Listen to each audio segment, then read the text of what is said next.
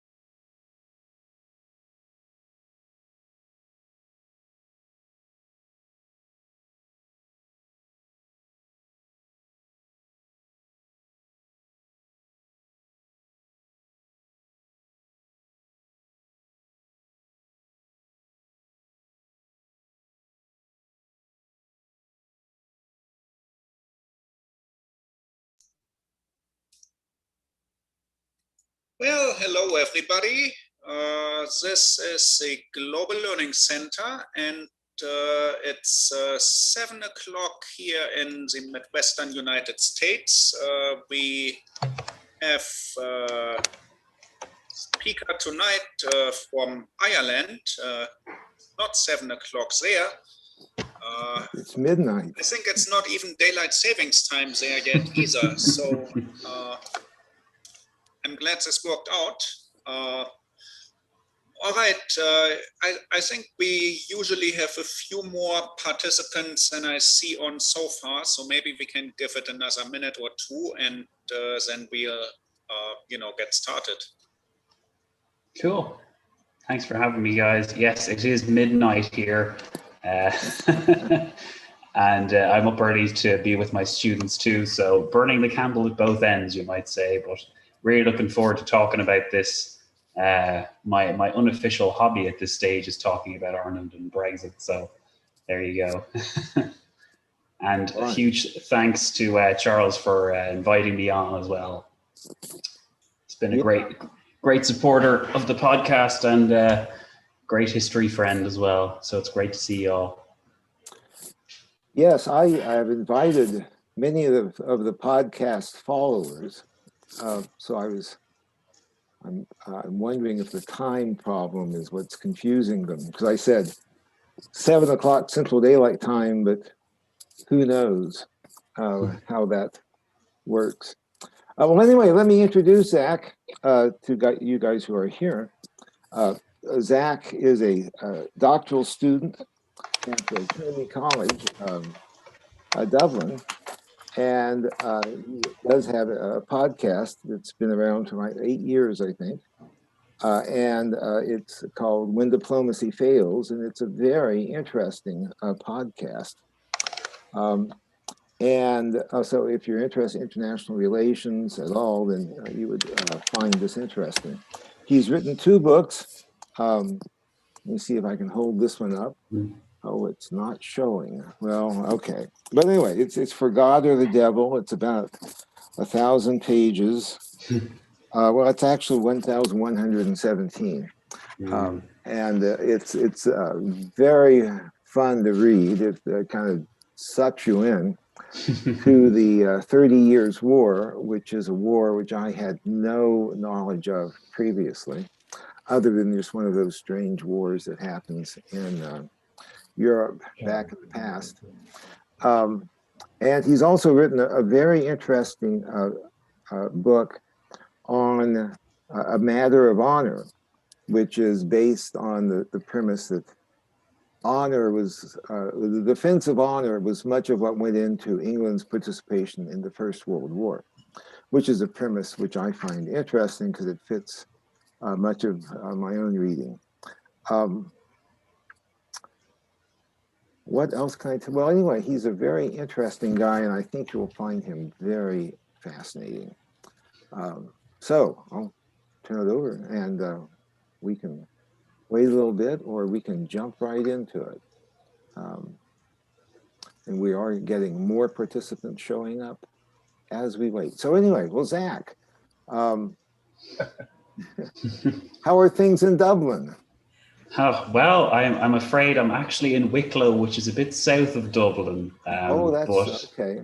Yeah, it's actually not nice to not be there. We're actually in level 5 lockdown at the moment, so we have been since the start of the year, really. So yeah, I've pretty much been sitting at my desk for 3 months straight. So I'm looking forward to all of this ending, but this is a nice little thing to do in the meantime.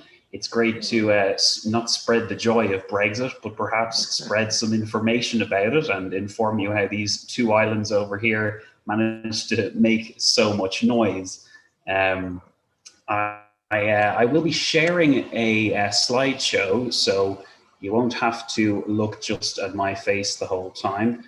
But I think I will actually set that up now. And yeah, just there. I find my experience with Zoom is that sometimes it works very well, other times it works not so well, but we'll see how we get on anyway. There we go. Okay, I'm just gonna move this over here.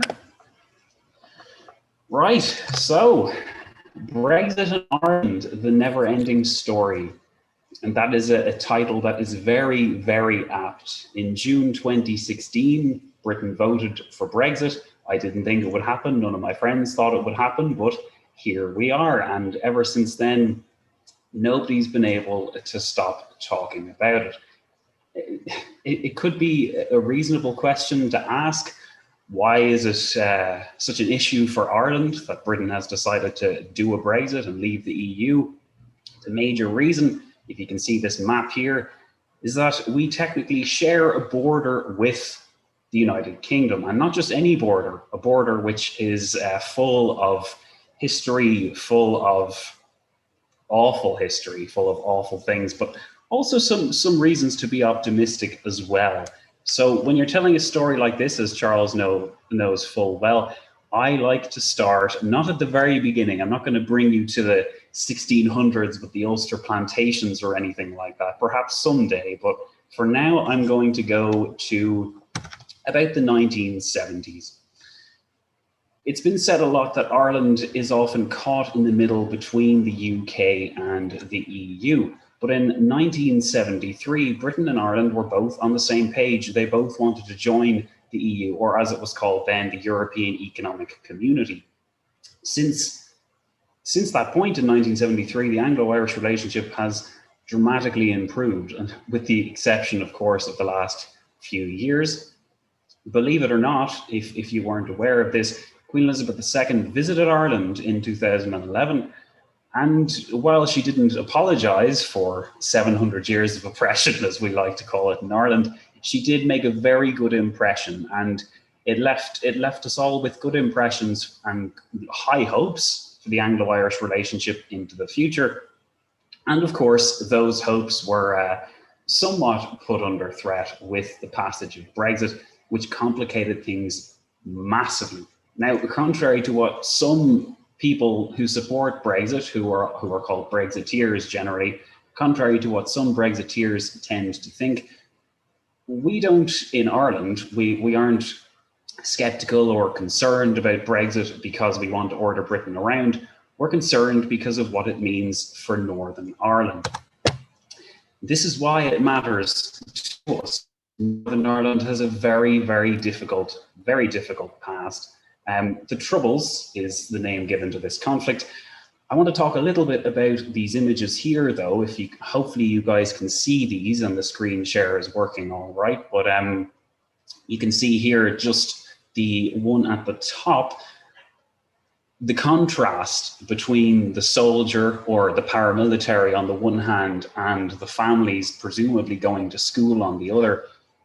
It was a very common sight. It pitted paramilitaries and civilians against one another, and soldiers, all sorts, all caught in the middle. I mean, jeepers, politicians were assassinated. The whole thing was just a big, awful, bloody mess. And it went on for about 30 years or so, from about the late 1960s to 1998, when the Good Friday Agreement was officially signed. And it began really as a civil rights movement in the 1960s, inspired by United States movements. And this is not the last time that American influence would make itself felt in the Northern Ireland situation, as we'll see later on.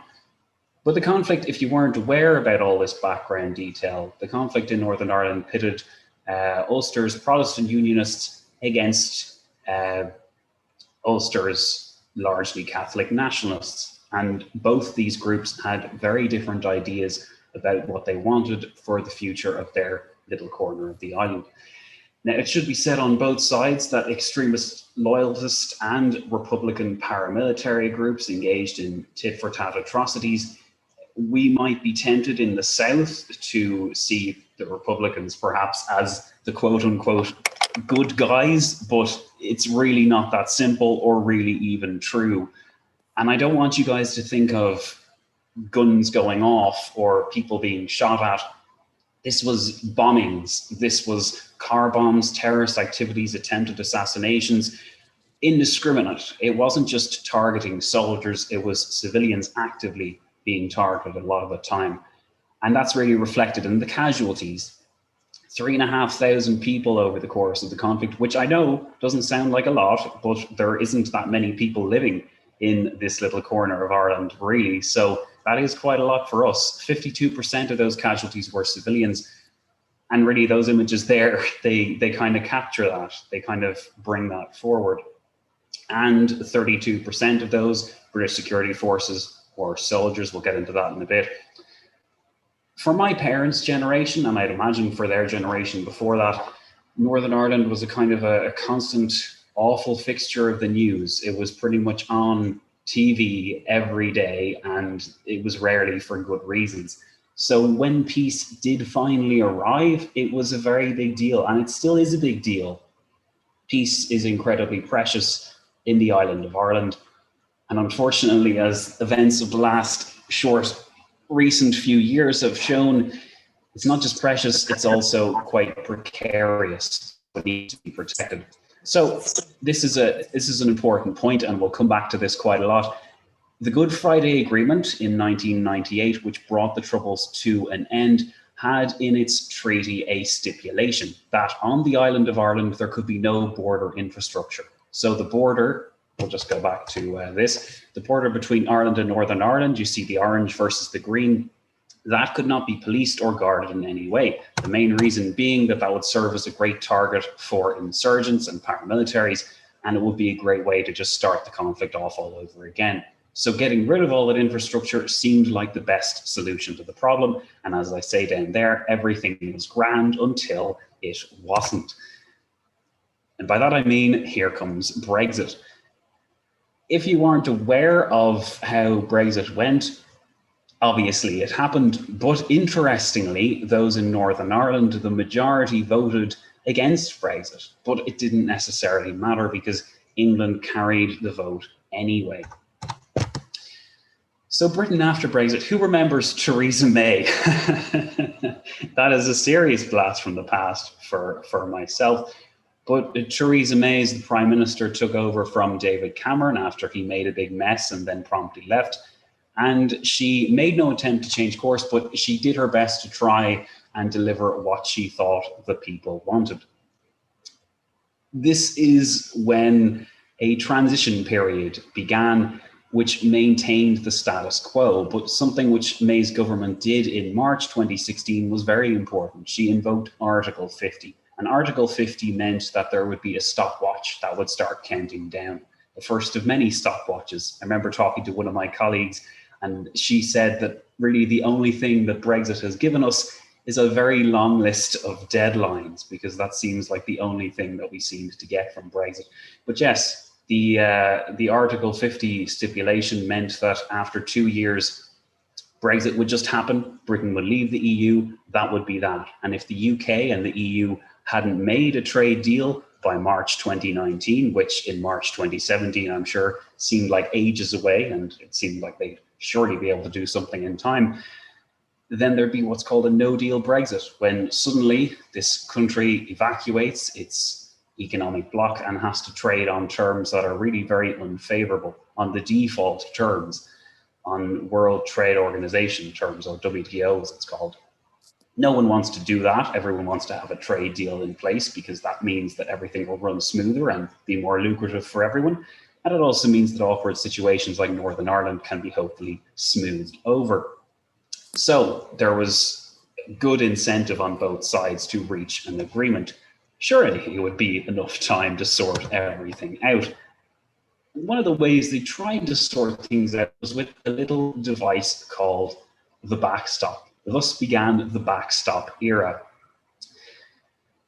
The backstop was something I've been surrounded with for the last few years until it finally became obscure and irrelevant. You don't need to hold the backstop in the forefront of your mind to understand all this, but Brexit was a gradual process, and it's a process that is still ongoing. And within that process, there's different stages, and that's how I like to separate them. One of the most important ones was the backstop era, when the British and the Irish and the EU as well really tried to find a solution to Northern Ireland and really the very difficult situation that it posed.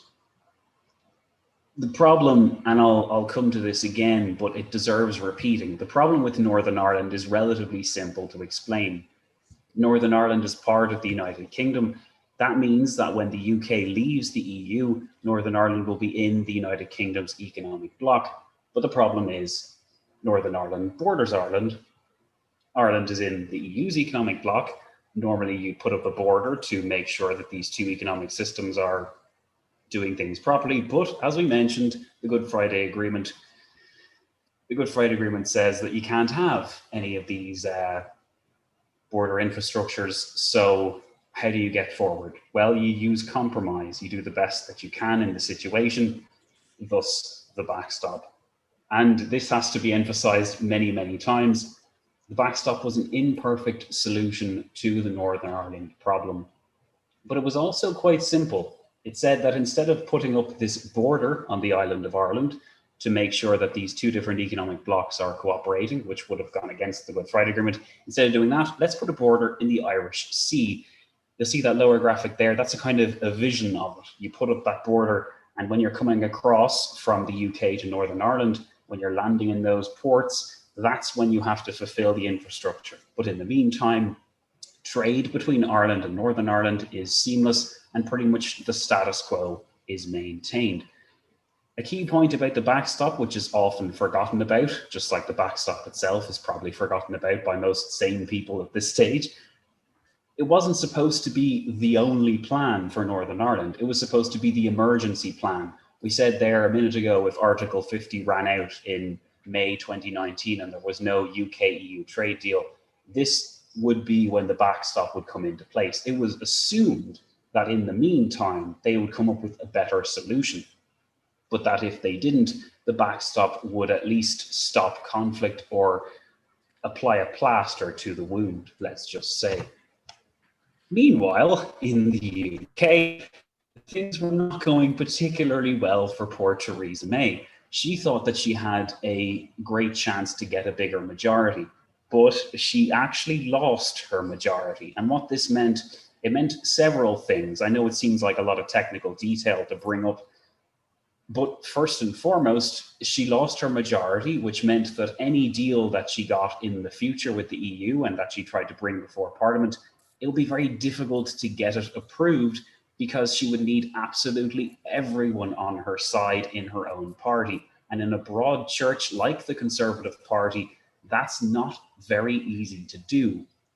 But as I said, she lost her majority. She only had 317 seats in the House of Commons. Because there's 650 seats, you need 326 in order to get a majority. So she needed a partner, basically, and she partnered up with the Democratic Unionist Party.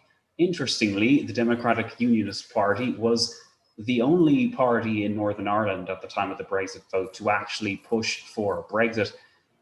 And it had this strange kind of dichotomy where it wanted Brexit to happen, but didn't quite imagine that this would complicate things with Northern Ireland. Anyway, long story short, it was a disaster. And now she was reliant not just on every single member in the Conservative Party, she was also reliant on the Democratic Unionist Party. And she would have to basically kowtow to them and give them what they wanted if she wanted to ensure their loyalty. Within the Conservatives, of course, you have a group who are much more Eurosceptic than the rest of them. These are called the European Research Group, numbering anywhere between 40 to 80 MPs. The number is, the exact number is not really that important. What all you really need to know is that if Theresa May wanted to make everyone happy, wanted to get her deal approved, it was going to be a very big challenge to do so with those skeptics in there.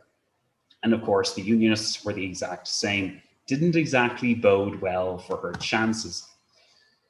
Fast forward to November 2018, we'll skip all that stuff in the middle, but in November 2018, a deal is provisionally agreed between the UK and the EU, which seems like happy days. Finally, they'll be able to move on from Brexit. Yes, at this stage, this was just 2.5 years after Brexit was basically a fact. 2.5 years later, we were well sick of Brexit at that stage. It was all that anyone was talking about, all that was on the news, and we just wanted to move on. So imagine how we feel now. And anyway, the withdrawal agreement included the backstop. So the backstop, as we mentioned, basically was a contingency plan to stop Northern Ireland falling apart. And there was this new transition period as well, so it gave everyone more time. And it meant that on the 31st of December, the UK would essentially come out of the European Union. Theresa May's mission was to get this agreement, to get this withdrawal agreement that she just made with the EU. She had to get that passed in Parliament. But as we just said, she had a bare majority, so it didn't exactly bode well. Now, by this point, the EU and the Irish had both said that they were approving the withdrawal agreement, so it was all up to Theresa May to get it done. The question is, what would happen if the groups in Parliament opposed her deal and stopped any deal at all from being made? If the withdrawal agreement wasn't given the assent of Parliament, then it was a dead letter. It was just as useless as if it had never been agreed with the EU in the first place. Then, of course, we come to the backstop debacle. Increasingly, the backstop came to be seen as a symbol of everything that Theresa May was doing wrong. And the longer this issue lasted, the easier it became to criticize Theresa May, and for several reasons. Her negotiating strategy didn't seem firm enough for Brexiteers. I mean, it's easy to criticize when you're not the one in the chair, but Theresa May had in fact voted to remain in the European Union. So it was easy for people on the sidelines to snipe at her and say that they would do a better job if only a Brexiteer who really believed in the mission of Brexit was in the Prime Minister's chair. Critics also said that according to the backstop separating Northern Ireland and Britain with that customs border across the sea, they said it was madness and that it would surely ensure Irish unification. I mean, if you think about it, if the UK and Northern Ireland are in two separate economic groups, which they would be if there's a border on the Irish Sea, then surely that would make the trade between the UK and Northern Ireland more difficult, and that would drive them further apart. In any case, discontent grew. And even though the backstop was only a very small part of the withdrawal agreement, and you'll recall it was only an emergency contingency plan, it came to be seen as the central problem with it. But Theresa May still tried to pass her deal. And in the process, she endured a succession of historically horrendous defeats. And that's not me using hyperbole there. Her defeats were literally the worst that any prime minister had suffered in a century. I can't remember the exact numbers, but something in excess of 2/3 of Parliament voted against her several times as well. And now bear in mind, in the meantime, the stopwatch is ticking down towards March 2019. By that point, Britain would have to leave the EU. But another problem is that you can reject the backstop and you can reject the withdrawal agreement. But if Britain leaves the EU in March 2019 and there's no deal, what will happen then? Well, it'll be a serious disaster. So what's the solution to this problem? Well, this begins another era, the era of extensions, as I like to call. Once it became obvious that Theresa May couldn't get her deal approved in Parliament, that people simply would not accept the deal that she had and they were obsessing over the backstop, she asked the EU for an extension so that she could in fact work on this deal and get it across the line.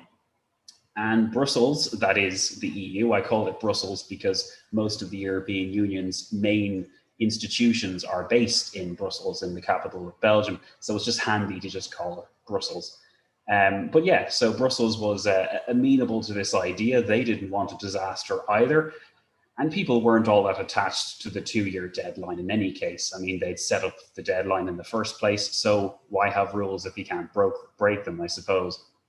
Extensions were granted several times, first for late in March, then mid-April, and eventually all the way to the 30th of October 2019. The question was, of course, she could get extensions till the cows came home, but could Theresa May actually get an acceptable agreement in time?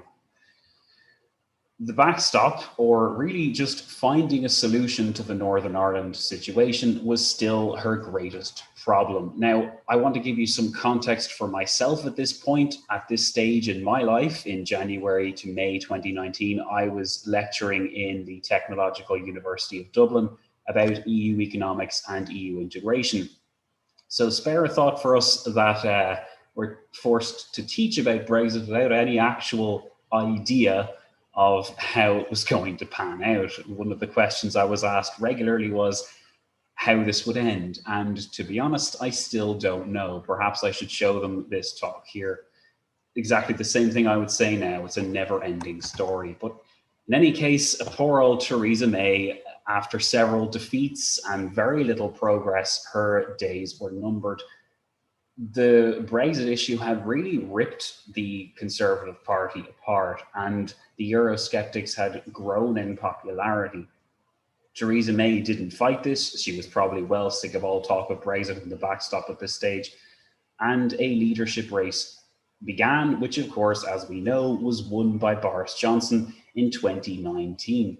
With a scruffy new leader at the helm, believe it or not, he actually gets his hair to look like that on purpose, and a Brexiteer no less. Could Britain be expected to get the deal Brexiters dreamed of with someone who really believed in it?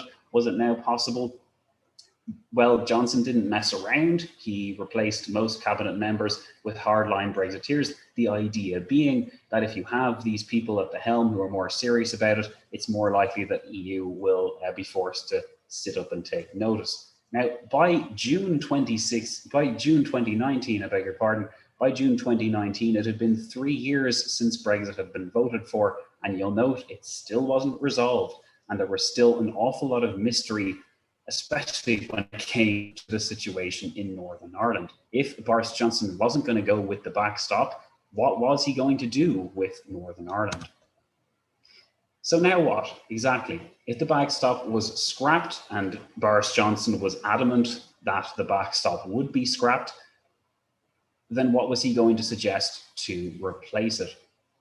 Bear in mind as well, there was this new deadline of the 30th of October 2019. Would there be a solution found by then? Well, the short answer is no. A final extension was granted. I did tell you it was the era of extensions, and this one expired on the 31st of January 2020.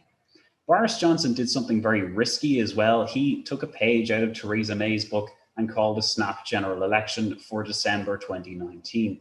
Boris Johnson's goal was exactly the same as Theresa May's. He wanted to get a bigger majority. Understandably, he didn't want to have to rely on such a small number, and he also wanted to have more freedom to pass a deal. Whatever deal that he got from the EU, it was far more likely he'd be able to get it passed if he had more people backing him in Parliament. So, thus began the phrase, get Brexit done. And Boris Johnson did, essentially, he went with the same tactics that Theresa May went. He had the same motives. His PR was just so much better. Using those 3 words, get Brexit done, something I really wish they would do, but they still haven't done, Johnson capitalized on the Brexit fatigue, and he promised to get it done if his government was returned to power with should say sizable majority, but I suppose suitable majority works as well. Now, most people in Britain, quite understandably, have long since tuned out of the Brexit debate. It's gone on far too long for everyone to keep up with all its twists and turns. And even those of us who were supposed to teach other people about it don't understand every single aspect of it. It's just like trying to explain how all of the European Union's processes work. It's very difficult to keep up with, even for professionals. But at the same time, Johnson's message was very optimistic. Once he was in power, Brexit would be finished with and Britain could just move on.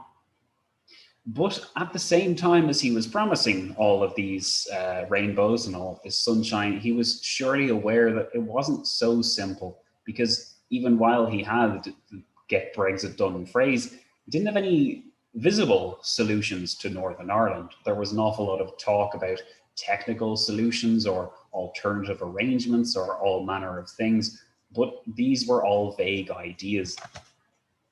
And yet, he still managed to pull it out of, well, I don't know where he pulled it out of, but it was his finest hour, essentially.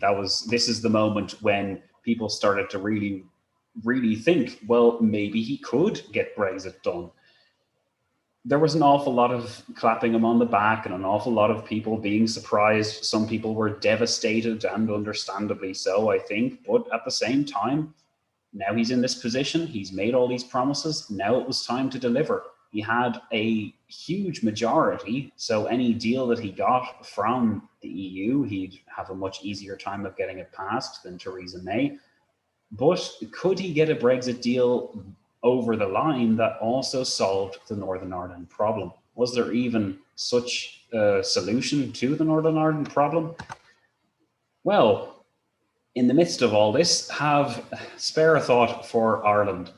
So as all this is going on, the Irish government is maintaining that unless a suitable alternative is found for the backstop, then the backstop has to stay in place. Remember, backstop is just an emergency contingency plan. The Irish government's point of view is if these plans and these negotiations fall apart between Boris Johnson and the EU, at least the backstop will save us from the worst consequences. Now, because Ireland is a member of the European Union, the EU supported Ireland's position, and this moved some Brexiteers to provide their own opinions on what was going on. And even before Boris Johnson's government was sworn in, some MPs and some British citizens as well had their own ideas and views about what Ireland should do or what should be done to Ireland. And if you'll glance over at this extract I just got here, it's one of the most egregious examples. Now it is from December 2018, so back then Theresa May's government was still in power, but this is Priti Patel, who's now the Home Secretary in Britain, calling for food supplies to be cut off to Ireland in order to pressure Ireland to go along with Britain's plan. Now, if you're not aware, Britain and Ireland don't have the best relationship when it comes to food historically, because there was this thing called the famine in the 1840s where 1 million Irish people died and 1 million other Irish people emigrated all over the world. So bringing something up like this, it's not just tone deaf, it's also very alarming, because it shows that the usual political sensitivities have long since vanished, and really the political rhetoric has only gotten worse since then. You only need to scroll down on Twitter on some less savory places to see that a lot of Brexiteers have a very negative view of Ireland and Ireland's position, and that is not helped by people on sometimes both sides of the discourse, but from my perspective, it often seems like people on the Brexiteer side fanning the flames, and also a lack of understanding or really realizing why Irish politicians were so determined to protect the status quo and why we were all so worried about Northern Ireland. I believe there was a poll done at this time, and it showed that people in Britain didn't know where exactly how much of Northern Ireland belonged to the UK, which is crazy because it means that they didn't know where the borders of their country ended. When you think about that, that's mind-blowing. But Irish history isn't taught in British schools, so they have no real context for what's happening here. Perhaps we are just this island that's trying to annoy them and take away their Brexit like we've nothing better to do. In any case, things still went on as planned. Britain left the EU, sort of, on the 31st of January 2020, or at least it entered a new transition period, because things just can't be that simple. So according to this transition period, Britain remained in the EU's single market, so trade was completely unaffected, but Britain left the European Parliament. So it wouldn't be sending any MEPs or member of European Parliament to Brussels, and it wouldn't have a seat on the European Commission, the European Commission being essentially the governing body of the European Union, and a commissioner is nominated from every member state. So you have Commissioner for Defence, Commissioner for the Environment, Commissioner for Agriculture, etc., etc. And there's 27 of them in all, so one from each member state. So that's just a bit of background. Boris Johnson, of course, he would have most of 2020. Now, this is before that thing called COVID arrived and upset everyone's plans, but he would have most of 2020 to finalize a comprehensive EU-UK trade deal, that elusive thing that had not been done so far, and to fulfill the promises he had made to get Brexit done. He also had to find an alternative to the backstop, and he found one, sort of, in the Northern Ireland Protocol. Now, what we're about to talk about here basically usurps the backstop. So if you're getting a bit overwhelmed or confused by this morass of terms, then you can take heart from the fact that you can basically put the backstop out of your mind now and focus on something much better, the Northern Ireland Protocol. And if you think this looks a little bit similar to the backstop, then you're right. There would still be this border in the Irish Sea because there couldn't be a border on the island of Ireland, but they tried to find a way around some of the other more difficult things. According to this, Northern Ireland wouldn't be in the single market. It would now be in the, oh no, I beg your pardon. Northern Ireland would be in the EU's single market. It just wouldn't be in the customs union. You see, even I get confused after all this time. And it is a confusing situation. It takes a lot of research to actually get to the heart of what the Northern Ireland Protocol is. And it gets thrown around and talked about an awful lot until some particular points get focused on. In this case, the point that gets focused on a lot is this border that you can see here on the Irish Sea. There's some important points and some things that distinguish the Northern Ireland Protocol from the backstop. One of the most important things is that after spending all this time to come up with a plan, this was the plan that the Conservatives had for Northern Ireland's future, at least for 4 years if they couldn't find anything else, because it would expire in 2024. So unlike the backstop, as we said, Northern Ireland wouldn't be in the EU's customs union, which meant that any trade deals the EU did, the trade would be differently arranged, but the single market would stay the same. So you don't really need to know the technical ins and outs, but basically Northern Ireland would enjoy a halfway home status. It would get many of the benefits of being in the EU without the drawbacks, at least drawbacks as far as the UK considered it. So any goods going from Northern Ireland to Ireland wouldn't require checks. So it upholds the Good Friday Agreement, which makes Ireland and Brussels very happy. But the border along the Irish Sea would remain in place, and Northern Ireland would have access to the single market. So a question you might have from all this, is it going to solve things? Is the Northern Ireland Protocol a magic bullet? Or is it, as some are seeing to believe, the root of all evil? Well, I mean, you're here, you're listening to this talk, you've probably realized by now, this is all very complicated. Finding a solution to this that pleases everyone is literally impossible. There's too many different parties, there's too many variables, there's too much history, too much painful history here for everyone to be happy with the settlement that's arranged. On the surface though, I mean, I'm not gonna say this is a triumphant victory, but at least in terms of maintaining the Good Friday Agreement and not having any border on the island of Ireland, it was a victory for the EU and Ireland, and they stuck to their guns and they got what they wanted. Now, Boris Johnson came away with the Northern Ireland Protocol, claiming that it was a great victory as well. Skeptics at the time said that it still included that clause of having that, we'll just go back here, it still included that clause of having the border along the Irish Sea, but for the moment, until Brexit actually kicked in, he was able to kind of deflect any of that criticism. Of course, there was still vocal opposition to what had happened and a certain degree of nerves. The real test would come on the 1st of January 2021, because that was the moment when Britain would officially completely leave the European Union. No more single market, no more great trade deals with the EU and the UK. The UK would be out on its own. And as a result, then this new status for Northern Ireland would come into place, the Northern Ireland Protocol. Well, yeah, I think it's worth just, and this only happened a few months ago after all, although it feels like several years ago now. Time seems to go by very slowly. But the 1st of January, Britain officially leaves the EU after years of stop-start negotiations, transition periods and extensions, a whole maze of activity, really. The UK finally left the EU single market and customs union.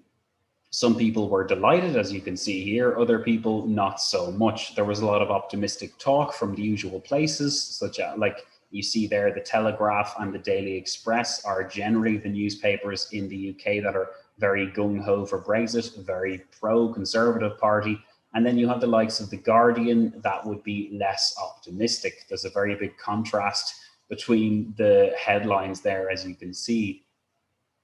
In any case, Boris Johnson's government technically did get Brexit done. Brexit was technically a finished, accomplished fact. But of course, it's one thing to get something done, and it's another thing to deal with the consequences of getting that thing done. And in terms of those consequences, the Northern Ireland Protocol was lurking in the background. It did not take long once Britain officially left the EU and the Northern Ireland Protocol came into being. It didn't take long for real serious problems to emerge with that deal.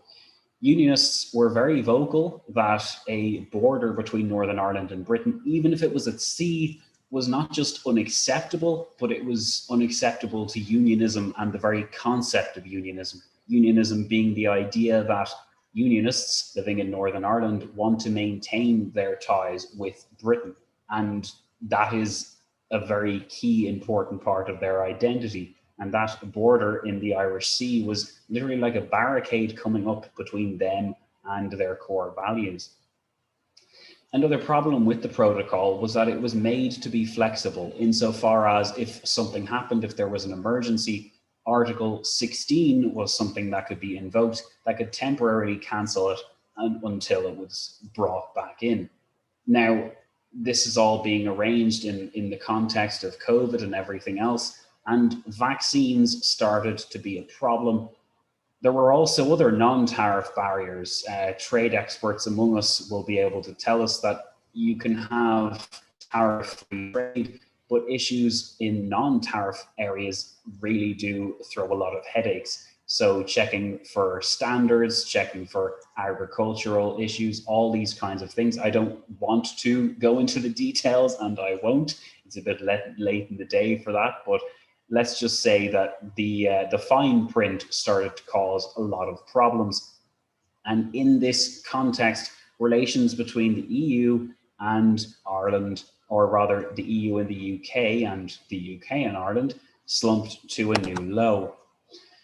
Now, while this was all happening, the EU decided to make a very big mistake. Now, you might be thinking from my presentation of events that I'm very much against Brexit and very much pro-EU. I'm not going to lie. I do support the idea of the EU. I think that getting European countries together that historically have fought each other for centuries and getting them to agree and cooperate on trade and democracy and human rights and all that kind of thing, I think those are good, admirable ideas. And I think European Union cooperation with the United States is the best way forward for democracy. I mean, maybe I'm not supposed to say that, but that's the way I look at things. But even I can't ignore that the EU made a really big mistake with this vaccine issue.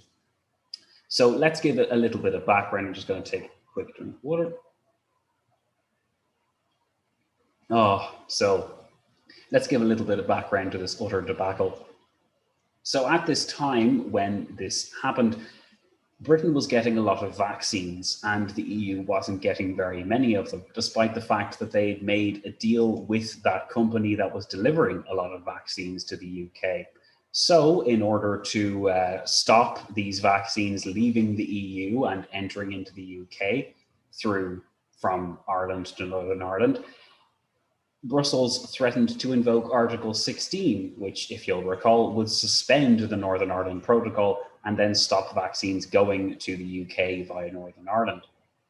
Now, there was no real talk of how they would do this. Would they bring policemen up who would employ these policemen? How would they actually stop a border that size? How would they stop things going through it?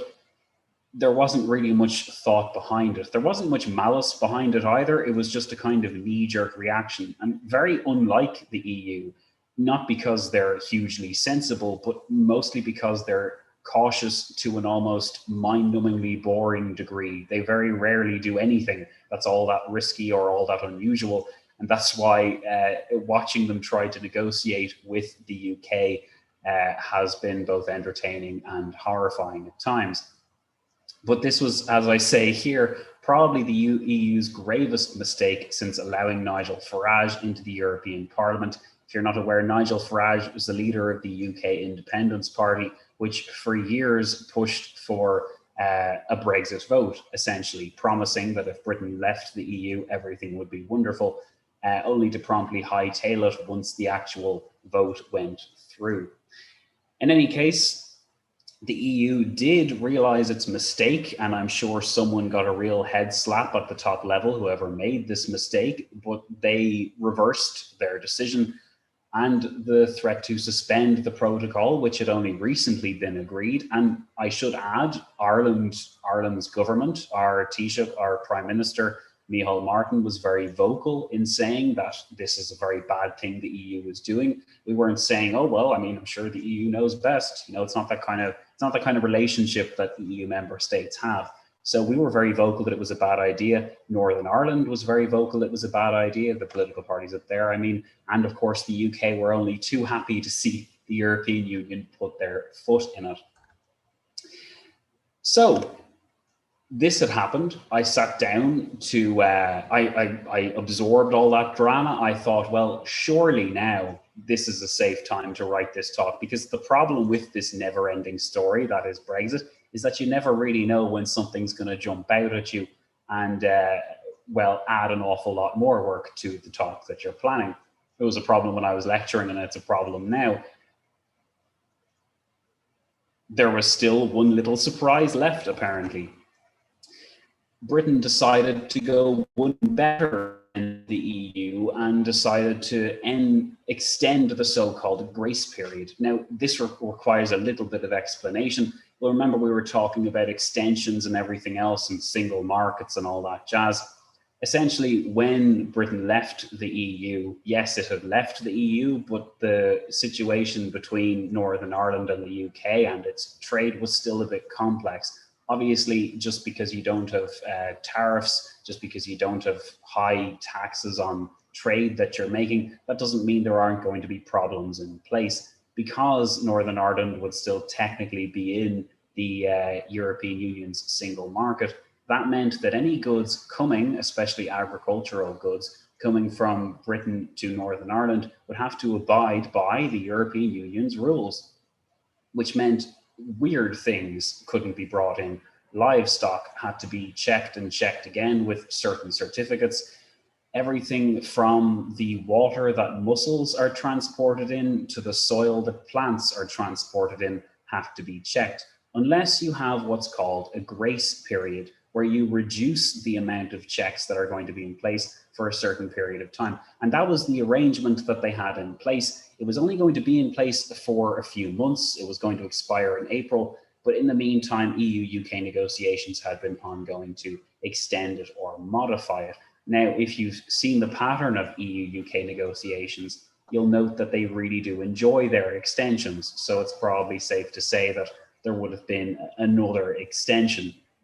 But the UK government just pushed ahead and just declared unilaterally that there would be a grace period that would last until October. This was a hugely damaging thing. Some of the drama surrounding it has passed since the 2nd of March, but when it happened, it was hugely damaging. The EU accused the UK of breaking international law for the second time. Yeah.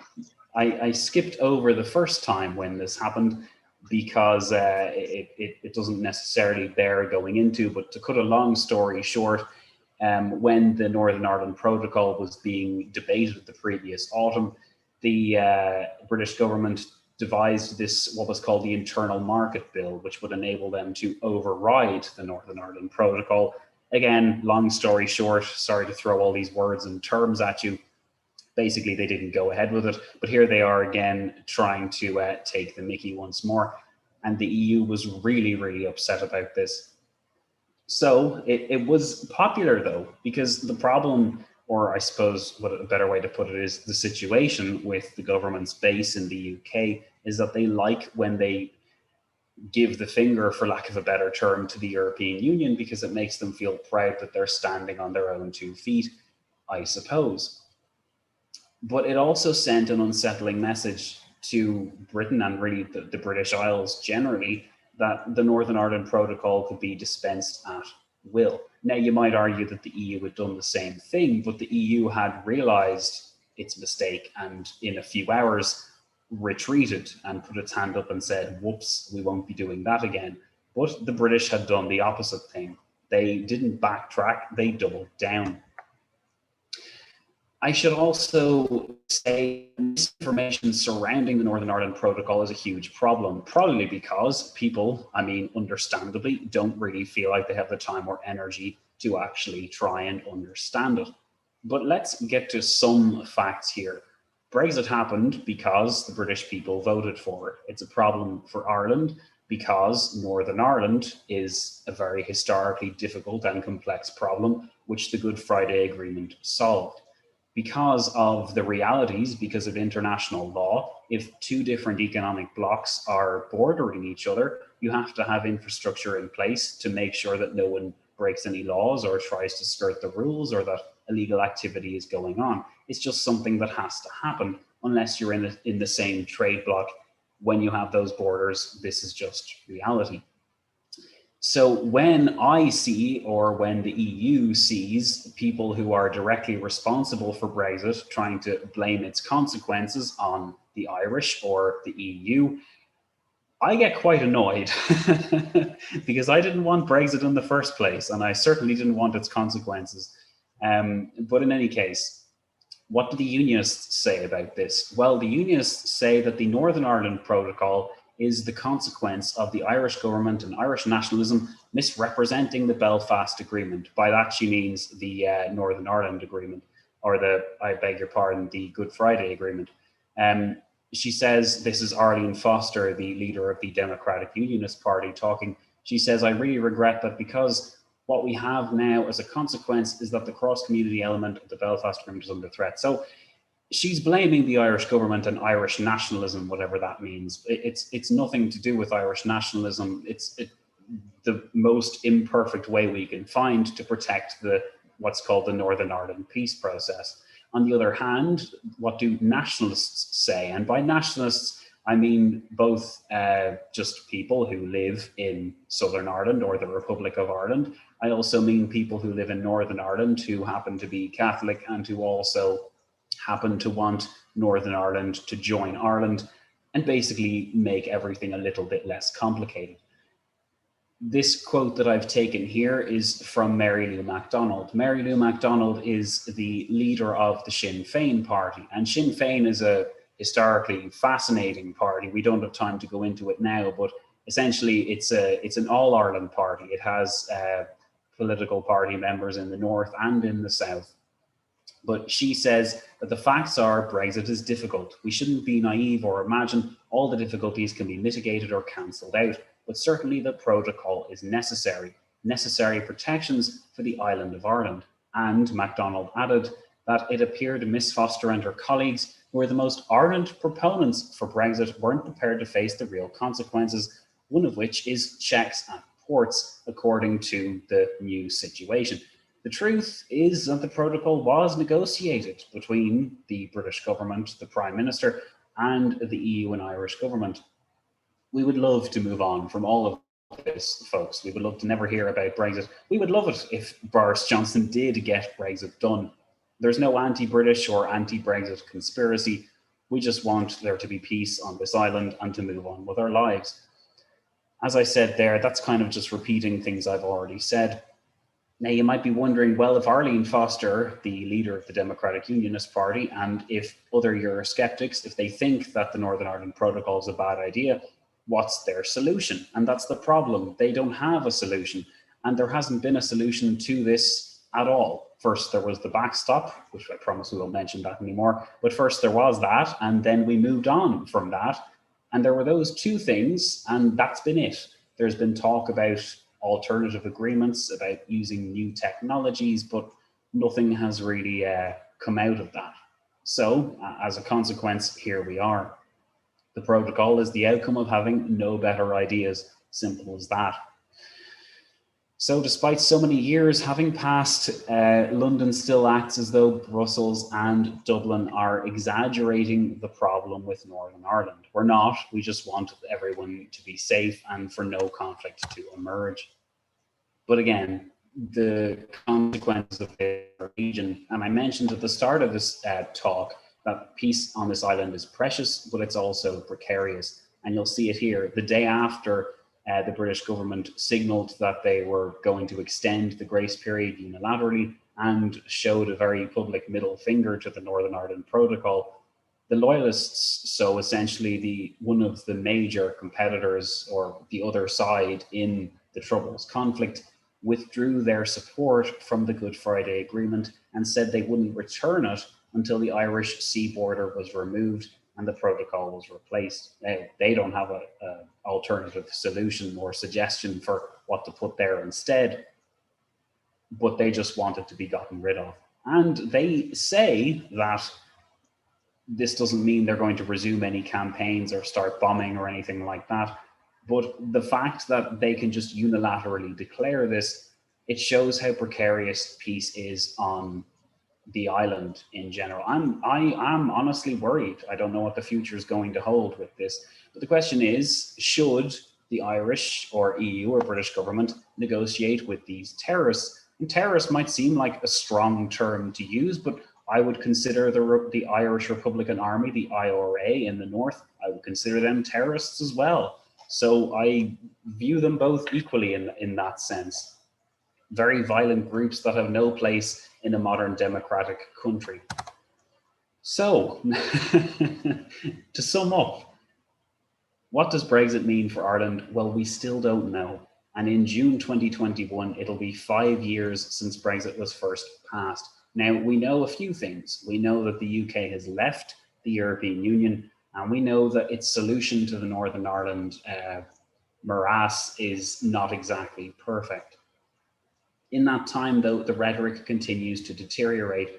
Unless negotiation and understanding is maintained on both sides, it's possible, it's always possible, that conflict will return to the island of Ireland. Now, fortunately, I mentioned America earlier on. A figure who was instrumental in the Northern Ireland peace process going ahead at the time was Bill Clinton. He was one of the individuals who really pushed for it. And the Biden administration has signaled that it is very much in favor of the Good Friday Agreement too. It's possible that we might need another American president to come in and sort us all out here. Hopefully we won't. Hopefully everything will be able to calm down between us, but let's keep it on standby just in case. Now, whether it's fair or not, the spectre of Brexit and the consequences for Northern Ireland will continue to loom over this island for many years to come. And now I chose this image here because on the one hand above, it says, prepare your business for the EU exit. And then right below you have that graffiti that says no Irish sea border. So you see the very difficult situation here. On the one hand, they're saying it's time for Brexit. And on the other hand, people are saying, well, that solution you have for Brexit, we don't like it. So that's it, folks. Thank you very much for having me. I hope that I didn't throw too many mundane terms at you and that you were able to follow along. I hope I made sense. And thanks again to Charles for joining me. Just to repeat, I'm the host of When Diplomacy Fails podcast. And I have a website here if you would like to go and see that. I'm just going to stop the share now. I see some people have raised their hand. So yeah, Hello, everyone. Nice to see all your faces. I'm just going to take another drink. Okay, well, let's have a few minutes for asking questions before Zach has to go to bed by 1 o'clock or whatever. Yeah. Let's see, are there any questions in the chat? I don't see any questions in the chat.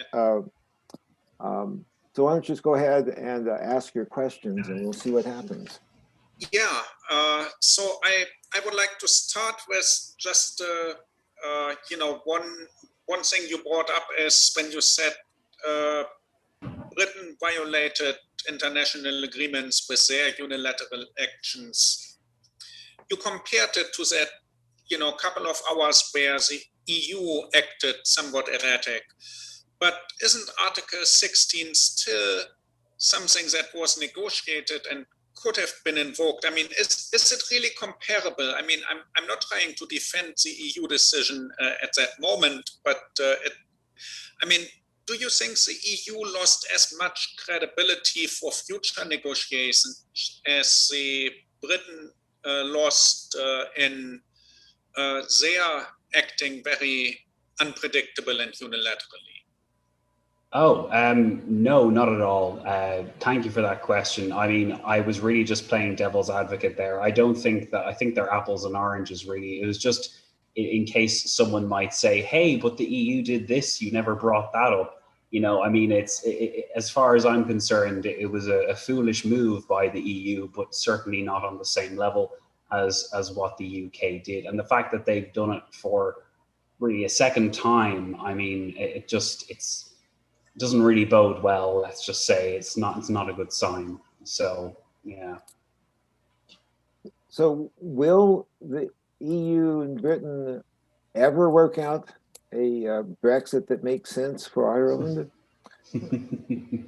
Well, I mean, we can hope so, can't we? I mean, the best thing we can do is support the peaceful movements for towards that end. I mean, put it this way, Brexit has happened, it's in place, Britain's no longer in the EU, the skies haven't fallen in. So that's something. I mean, it was difficult to imagine it happening at all because they were talking about it so much and not actually leaving. So now they have left and we're dealing with the consequences. And yes, those consequences are severe.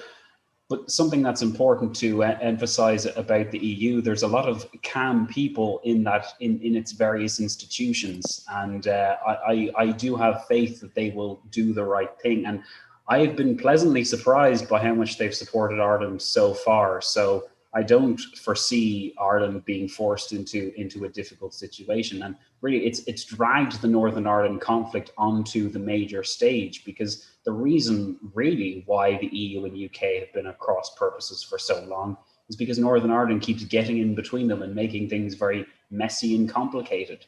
And as a result of that, well, we're in the situation we are now where they can't talk to each other without mentioning the Northern Ireland Protocol, despite the fact that a few months ago it seemed like the best idea ever.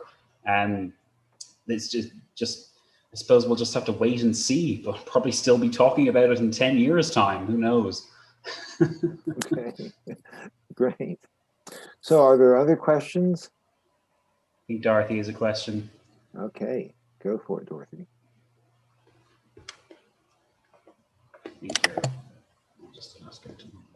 I think you're actually muted there, Dorothy.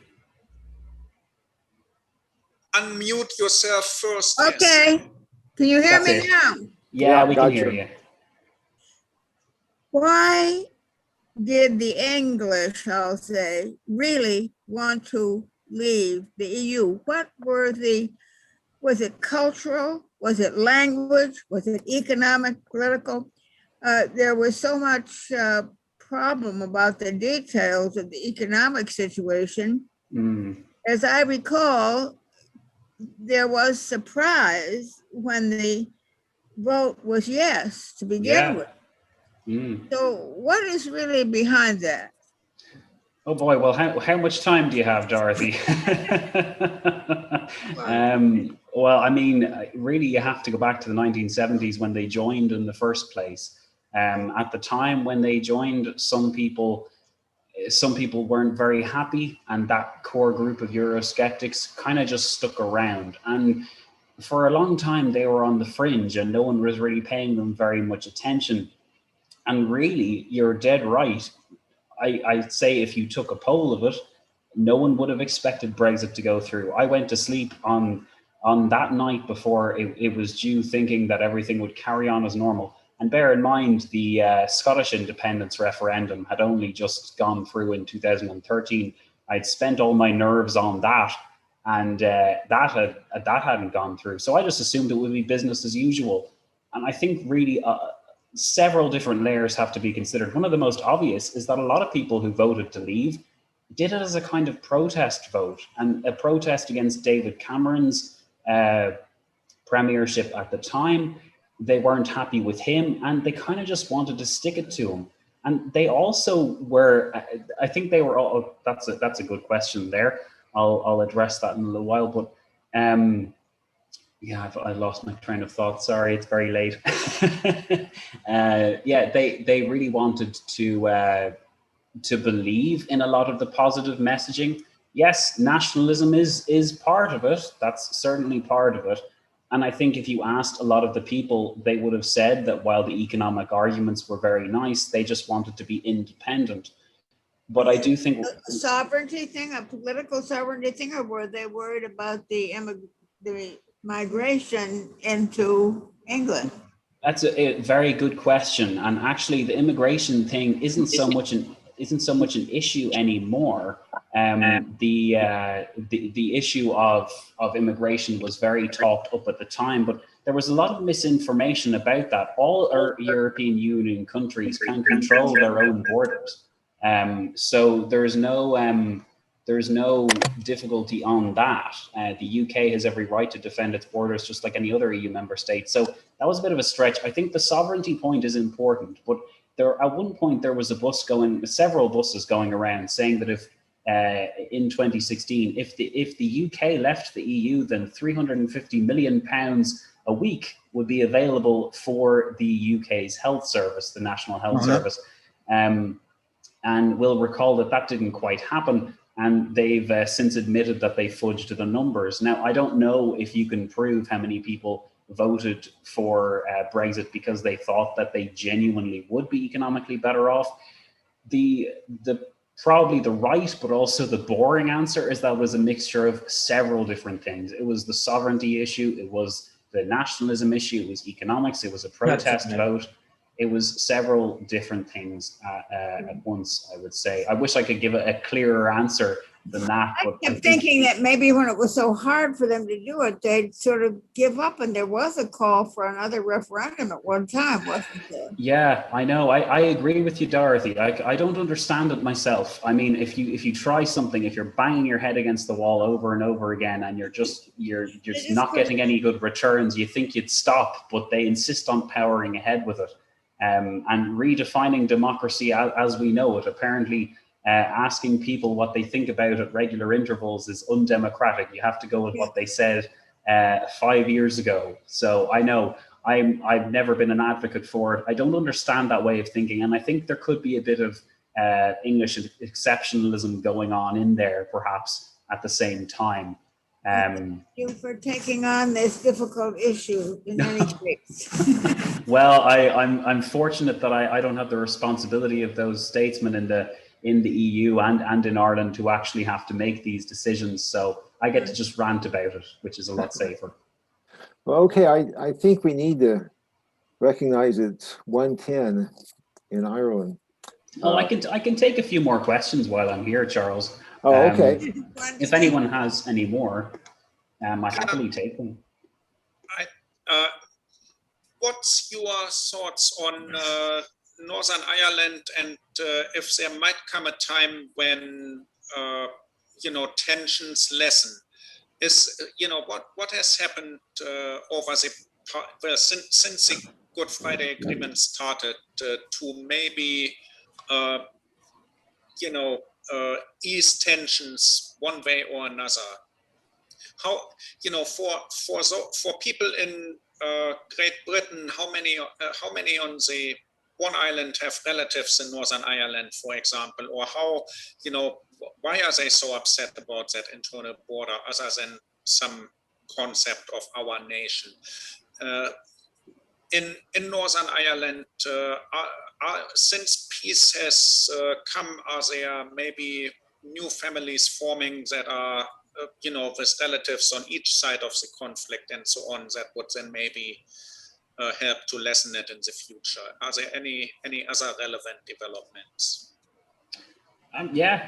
All good questions. I mean, to be honest, it's hard to imagine a time before Brexit because it's colored the debate so much. I'm sure that there is. I know I myself have several relatives who live in Northern Ireland and who've loved living there and who have English neighbours. There's always been a lot of intermingling, like all across the Isles, like historically, whether it was forced or whether it just happened. So you're bound to have all that. And I think the natural outcome, like Northern Ireland and the UK, they can only exist peacefully through talking to each other and through understanding. That's how the peace process happened. And when they're not shooting and biting and attacking each other, then they actually realize that they have a lot in common. They just have very different ideas about where the future lies, let's just say.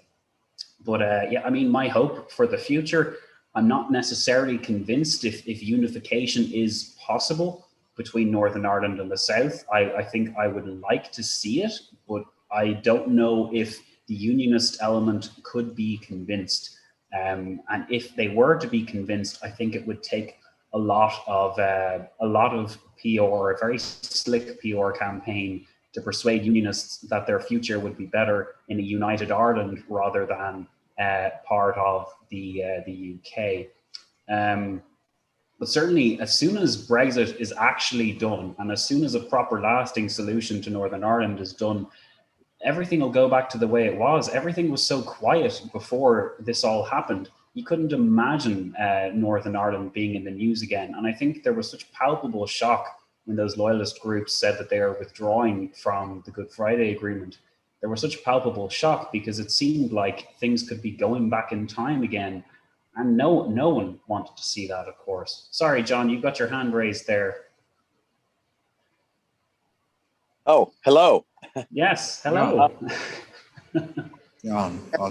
Yeah. At the time the agreement was negotiated, were there any voices raising the alarm at requiring only a simple majority rather than a supermajority to exit the European Union? Do you mean at the time of the referendum in 2016? I mean at the time the majority. The European Union agreement was did anyone see the potential disaster of allowing a mere simple majority versus why didn't they require a supermajority to allow for a nation to withdraw from the European Union? Well, I mean, your guess is as good as mine. I think even like in Ireland, it's written in our constitution that if something is going to be changed within the constitution, it has to be done via a referendum, and that referendum has to be binding. But in the UK, they don't really have a written constitution, but those articles that they do have, those norms that they do have, referenda are non-binding. So technically, if he wanted to, now it would have been really politically scandalous, David Cameron could have just ignored that Brexit vote, or he could have said, oh, it's way too close, we can't go ahead with something this damaging. But even the act of having a yes or a no, or a leave or a remain, I mean, it really doesn't give any indication of what was to come. And I think that was a huge problem because people were making something so complex and something so difficult into a very simple equation, which it really wasn't. So I hope I got your question there. With the January 6th insurrection in Washington, D.C., we saw a minority try to disrupt things.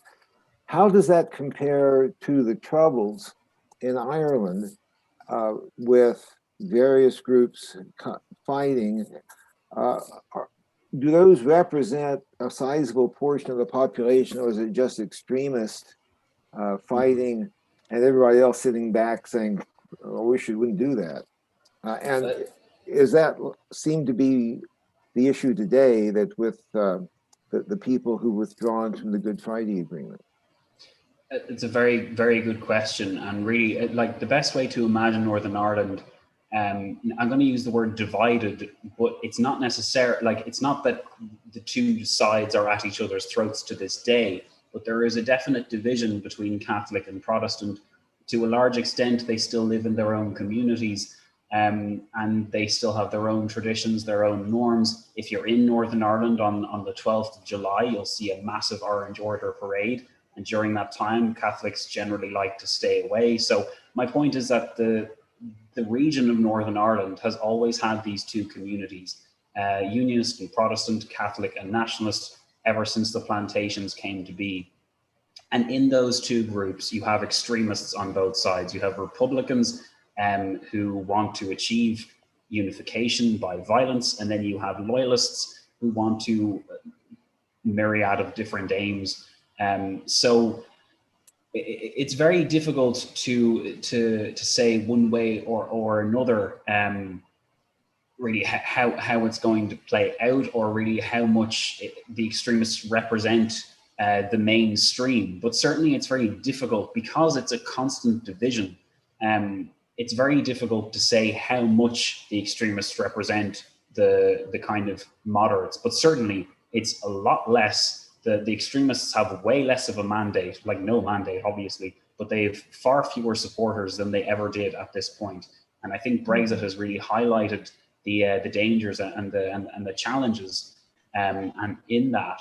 But certainly the extremists are very much in the minority. And you'll notice that even though the loyalists have withdrawn their support from the Good Friday Agreement, the Republicans have doubled down on it. So that they value it, as we all do. Okay, thank you. Well, I understand Sinn Féin is the second party in Northern Ireland. Is that true? This is the number two party. Sinn Féin, yes, Sinn Féin. It's Irish. It's in Irish. It means we ourselves. So it's been around since 1905, when it first started as a kind of organization for encouraging Irish culture, Irish language, Irish sports like GAA, Irish football, that kind of thing. So Sinn Féin is the second largest party, and actually just before the pandemic started to make itself felt in Ireland, Sinn Féin won more seats than it ever had before in Ireland, in the south, that is. It achieved more first preference votes than any. I won't go into how our voting system works, because we don't have another 3 hours. But yes, suffice to say that the Sinn Féin party has never been stronger. So it's really in a very, very good political position. In the north, it's in power, and it's power sharing with the Unionists. So it's very complex in that way, because Sinn Féin would, of course, love to be in power in north and south, but currently they're only in power in that was part of the Good Friday Agreement, that there always had to be a power sharing in place. You have to have a relatively even split, or at least one leader from each side. So the leader in Northern Ireland would be Arlene Foster, and then her deputy is Michelle O'Neill, who is the essentially the face of the leader of Sinn Féin in Northern Ireland. And then Mary Lou MacDonald is leader of the whole party, and she is seen then in the south. So there are two questions in the chat. Oh, sure. One is, how would you compare Irish, English, and U.S. I think nationalism? Okay. As in, like, how would you compare? Oh, I see. Oh, all of the three of them together. Nationalisms. I see. Okay. Yeah. Oh, that's Becky's question. Okay. Well, I'll try to answer that as best as I can. I mean, with obviously there's some differences there. Irish nationalism is really from my own interpretation anyway, it's really is defined by what's happening in Northern Ireland. You can't talk about Irish nationalism without talking about Northern Ireland. And really, if Northern Ireland wasn't there, Irish nationalism would pretty much cease to exist because there's no need for it anymore, really. So in that sense, its end goal is really unification. So once that happens, it'll be obsolete. In the English case, I suppose you could say with English nationalism, its goal was Brexit. So now English nationalism is being tested because it's led to this point. If you saw that graphic earlier, you'll see that England were the ones that mostly voted for Brexit. Everyone else basically didn't, but it carried the vote with them. So as a consequence of that, we're seeing if English nationalism can bring us forward. But they've already achieved their supposed goal. And if it is the case that the United Kingdom breaks up, if Scotland votes to leave or anything like that, that will really change things, and it will really challenge not just the English, but also the Welsh as well, who are being dragged along for the ride along with the English. So it's all very interesting. And really, this is the impression that I'm getting, is that anything can happen in the next few years. I just saw lately that one of Scotland's ministers was saying that once the pandemic is over with, they will push for a referendum. So be on the lookout for that, because that'll be me. I'll be watching that very anxiously to see what happens next. Okay. Then our representative from the Green Party asked, is there an active Green Party in Ireland or Northern Ireland? There is certainly an active Green Party in Ireland. As far as I'm aware, there is one in Northern Ireland as well. I think it is a cross-country party. I could have that wrong, but I have vague memories of that being the case. The Green Party in Ireland is currently in a coalition with Fianna Fáil and Fine Gael, who are the two other major parties outside of Sinn Féin down here. And I know I'm throwing loads of Irish names at you, but the joke is that we're all different shades of grey. Sinn Féin, Fine Gael, Fianna Fáil, they're all very similar on the political spectrum. There's no real wild aspects to them, no real major differences in physical policy or ideology or anything like that, with the exception obviously being that Sinn Féin wants unification. And now Fianna Fáil and Fine Gael technically want it, they just don't talk about it nearly as much. But the Green Party is a force. Historically, junior parties in coalitions don't do very well after the coalition has happened. So whether there'll still be a Green Party after this coalition has happened, it's not quite certain. But I mean, we'll see, hopefully, because we know we need more green policies around here. But we'll have to just wait and see. Okay, well, great.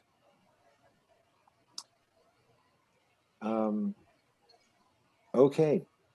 Well, if I may ask one more, so Brexit, of course, was advertised as leading to all these benefits for the UK, and so maybe all this trouble about Northern Ireland would be at least worth it. What's the biggest successes or the biggest benefits of Brexit to the British so far? Is there, or if there aren't many, is there maybe a recognition that entering into agreements that more resemble what used to be isn't as detrimental, or as Yeah. Well, that's a very good question. I find the whole ideology surrounding Brexit fascinating. My PhD thesis is looking at 19th century Britain, literally when British Empire was at its most gung-ho. So seeing the parallels between the Brexit ideology and that very Victorian era way of looking at things, there's a lot of parallels, but I couldn't really argue that there's all that many palpable gains. Now, looking at what Boris Johnson's government has done, it's done very well with vaccines. I don't know if you've heard about that, but they've really got a good surplus going. And they estimate to have 400 million by the end of the process, whereas frustratingly, Ireland is lagging very far behind, and the EU has had a lot of problems with supply, and a lot of times the deals that they have made have not been honored, such as with AstraZeneca, and that was where that invoking and that they made their huge error there. But as far as the palpable benefits, I mean, to be confirmed, I suppose. I haven't seen any. All I've seen is an increase in tension. There was a lot of talk. Theresa May used to say that there was no money tree that could be shaken, but that hasn't stopped Britain from spending, I think, something like £10 billion on the whole process from beginning to end. And when I think about something like that, all I can think of is, good grief, could that 10 billion not have been spent on something better than this 21st century imperial vanity project, which I can't help but think that that's very close to what it is. I haven't seen any financial benefits either. They make a lot of fuss whenever they have a trade deal, but I mean, for crying out loud, it's just mathematics. Like, you're 66 million people versus 450 million people. Who are going to get a better trade deal in the world?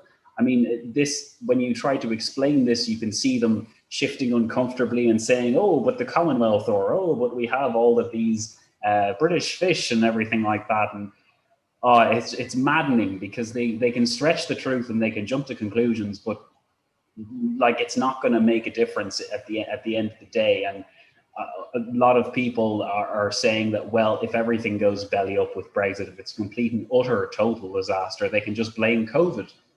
Which they could potentially do and say, well, Brexit would have been better if COVID hadn't come along and ruined all of our plans. But Brexit's not something that's going to stop. It's going to keep on going. So in 10 years' time, they used to argue that we'll feel the real benefits in 10 years' time. Really? I don't know. I mean, I'm not sure if you want to shoot yourself in the foot just so that in 10 years' time your arms will be stronger. It doesn't really gel with me.